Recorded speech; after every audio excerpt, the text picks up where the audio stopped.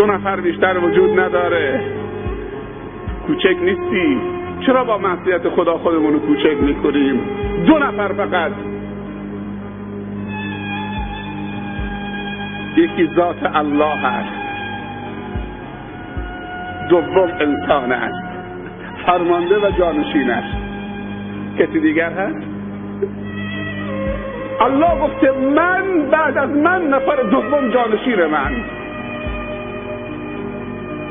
جانشین الله کیه؟ جبرائیله؟ انسانه. این موقعیت رو شما تشخیص داده بودید که شما چه موقعیتی دارید، چه حرمتی دارید، و همیشه قدرت فرمانده به جانشینش منتقل میشه. جانشین یعنی کسی که حق امضا رو داره، یعنی فرمانده بهش حق امضا داده. جبرائیل که سفیره،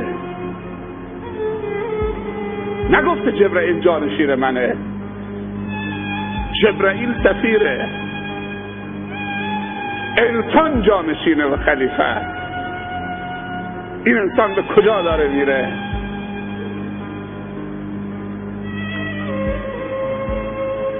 اگر جانشین فرمانده خیانت بکنه چه چیزی رو باید انتظار داشته باشه؟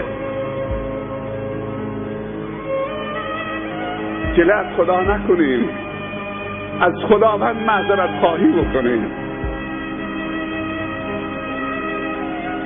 چیزی دیگر مطالبه نکنیم. نطلبیده خدا داده.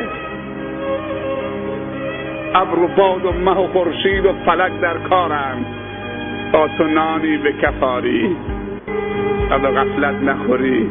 همه از بحر تو سرگشته و فرمان بردار، شرط انصاف نباشد که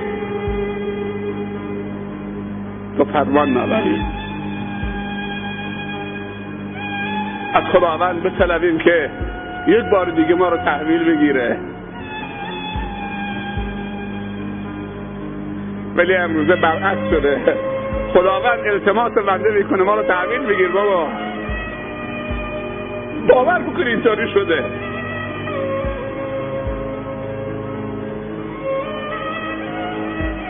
خداوند اون عظمتش میگه بابا ما رو تحویل بگیرید.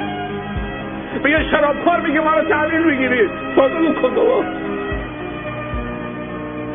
به یک حجاب میگه بابا بسته بابا. به یک رباخوار مسلمان میگه بسته بابا، به حلال من قانع نشدی.